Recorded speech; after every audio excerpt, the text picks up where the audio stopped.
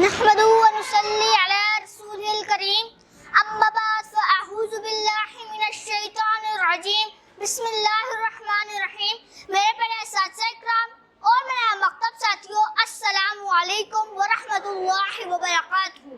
پستی سے بلندی کی طرف پرواز کرتا ہوں، پستی سے بلندی کی طرف پرواز کرتا ہوں، اللہ کے نام سے تقریر کا آغاز کرتا ہوں. محترم اساتذہ اکرام اور میرے مکتب ساتھیوں، السلام علیکم. آج مجھے جس موضوع پر لب کشائی کا موقع ملا ہے اس کا عنوان ہے سیرت النبی صلی اللہ علیہ وسلم وسلم. سرمایہ حیات ہے سیرت رسول کی، فلاح کائنات ہے سیرت رسول کی.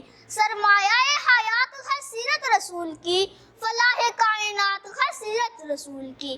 بنجر دلوں کو آپ نے سیراب کر دیا، بنجر دلوں کو آپ نے سیراب کر دیا. ایک چشمہ صفات ہے سیرت رسول کی.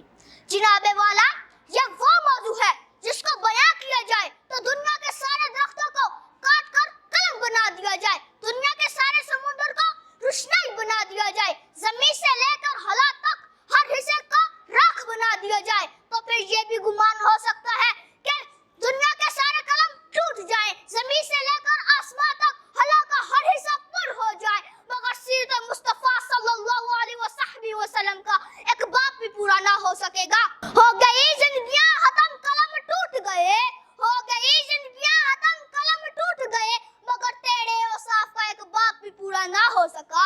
جناب والا، حضور صلی اللہ علیہ وسلم کی آمد سے پہلے عرب میں جہالت کا دور دورہ تھا، انسانی قدریں ناپید تھی، انسانی تعصب عروج پر تھا.